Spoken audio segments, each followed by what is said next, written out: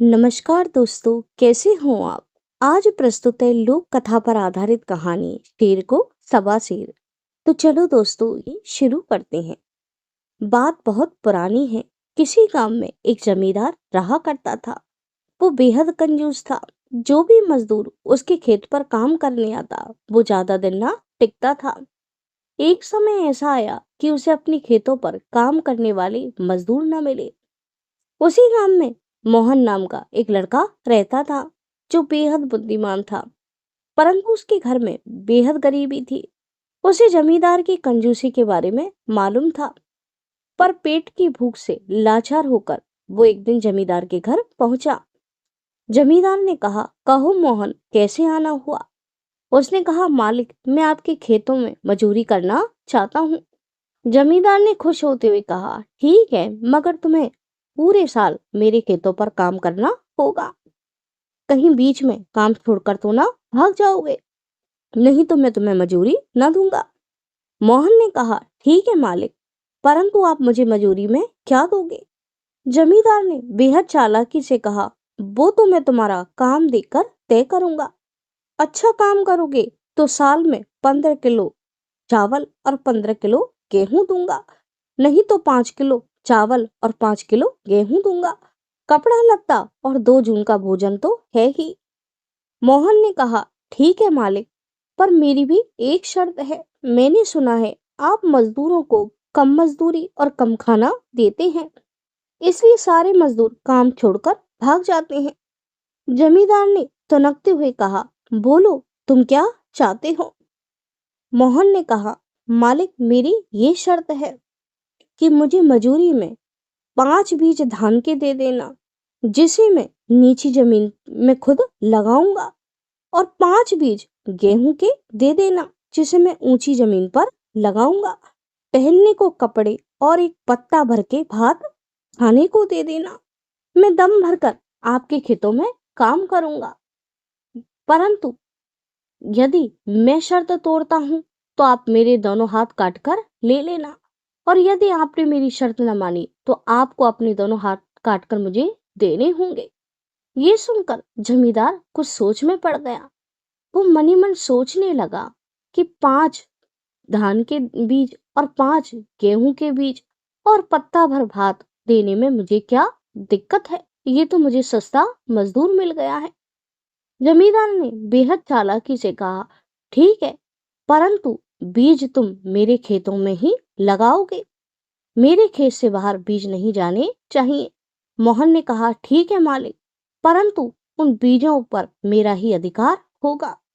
जमींदार ने कहा, मुझे ये शर्त मंजूर है। दूसरे दिन से मोहन ने जमींदार के खेतों पर कार्य करना शुरू कर दिया।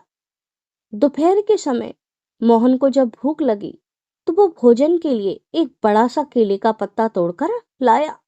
जमींदार ने जब उसके हाथ में केले का पत्ता देखा तो वो क्रोध में बोला, क्या इतने बड़े पत्ते पत्ते पर भात खाओगे। मोहन ने मुस्कुराते हुए कहा, मालिक, शर्त तो यही थी कि पत्ता भर भात होना चाहिए। अब पत्ता चाहे किसी का भी हो। जमींदार अपना मन मारकर रह गया। बेबस होकर उसे केले के पत्ते पर भरपूर चावल देने पड़े। अब तो वह रोज केले के बड़े से पत्थर पर चावल भरवाता और उसी को खाता। एक दिन रसोइये ने जमींदार से कहा, मालिक, कैसा मजदूर पकड़ कर लाए हो। 10 आदमियों का भात अकेले खा जाता है। मैं इसको चावल पकाते पकाते थक गया हूँ। जमींदार ने रसोइये को डपटते हुए कहा, अरे वह अकेला काम भी तो 10 आदमियों के बराबर करता है। चुपचाप भोजन पकाओ, नहीं तो यहाँ से 9 दो 11 हो जाओ। ये सुनकर रसोइया अपना मुंह लेकर रह गया। मोहन सचमुच काम करने में कोई आलस्य नहीं करता था। वो जो जी तोड़ जमींदार के खेतों पर काम करता था। मजदूरी में उसने धान के 5 बीज लिए, जिसे उसने नदी किनारे जमींदार की जमीन पर उन्हें बो दिया, और 5 गेहूं के दाने लिए, जिसे उसने गोबर के ढेर में बो दिया। दोनों फसलों के 5 बीजों से कई दाने निकले। इस तरह हर साल मोहन को उन दानों से अनेक बीज मिले और उन बीजों को वो जमींदार के खेतों पर बोता रहा। धीरे धीरे करके जमींदार की आधी जमीन पर उसने बहुत सारे बीज बो दिए। धीरे धीरे करके इस तरह 6 साल बीत गए और जमींदार की जमीन उसके हाथों से निकल गई। मोहन जमींदार के खेतों में दाने बोता रहा और फसलें होती रहीं। ये देखकर जमींदार बेहद परेशान हो गया। उसने परेशान होकर पंचायत में जाकर शिकायत की। पंचायत बिठाई गई। मोहन को भी हाजिर किया गया। पंचायत ने मोहन को समझाया कि जमींदार की जमीन छोड़ दो। मोहन ने कहा, इन्होंने ही तो कहा था 5 बीज गेहूं के और 5 बीज धान के दूंगा और बीज मेरे खेत में ही लगेंगे। जहां जहां मेरी मेहनत के बीज हैं वहां वहां की जमीन मेरी है। शर्त तो यही थी। जो अपनी शर्त तोड़ेगा उसे अपने हाथ कटवाने होंगे। जमींदार ने घबराकर कहा, हाथ तो मैं नहीं दे सकता। मोहन ने कहा, जहां तक मेरी फसल है वहां की जमीन छोड़ो। पंचायत ने मोहन से कहा, सारी जमीन पर तो तुम्हारी फसल खड़ी है, भला जमींदार के हिस्से की जमीन दिखती ही कहाँ है। मोहन ने भावुक होकर कहा, इसने गरीब मजदूरों को न आज तक पूरी मजूरी दी, न भरपेट भोजन दिया। इसको दंड तो मिलना ही चाहिए।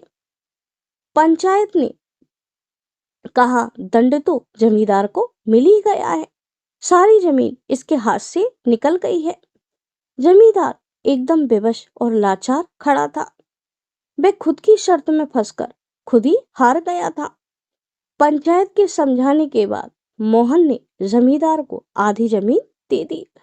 उस दिन के बाद उस जमींदार का स्वभाव एकदम बदल गया और मजदूरों को वो पूरी मजूरी और भरपेट भोजन देने लगा।